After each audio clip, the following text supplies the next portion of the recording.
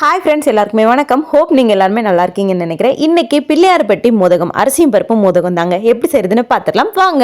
அதுக்கு 1 டம்ளர் பச்சரிசி எடுத்துக்கணும். அது கூட 1/4 டம்ளர் பாசிப்பருப்பு எடுத்து அலசி ஊற வச்சு 1 மணி நேரம் ஊற வச்சுக்கணும். ஊற வச்சு நல்லா வெள்ளை துணியில் காய போட்டு நல்லா காஞ்சதுக்கப்புறம் மிக்சியில் ரவை மாதிரி அரைச்சி எடுத்துக்கணும். அதுக்கு 1 டம்ளர் அரிசிக்கு நான் 4 டம்ளர் தண்ணி ஊற்றி தண்ணியை சூடு பண்ணிக்கணும். ரொம்ப கொதிச்சிடக்கூடாது. தண்ணி எல்லாம் சூடாக இருக்கும் போதே நம்ம அரைச்சி வச்சிருக்கோம்ல அந்த பச்சரிசி, அதையும் அது கூட ஆட் பண்ணிட்டு கட்டிகள் எதுவும் படாம நல்லா கலக்கி விடணும். 5 நிமிஷத்துக்கு ஒரு வாட்டி நல்லா கிளறி விட்டு நல்லா வெந்ததுக்கு அப்புறமா 1 டம்ளர் அரிசிக்கு நான் 1.25 டம்ளர் வெல்லம் போட்டுக்கிட்டேன்.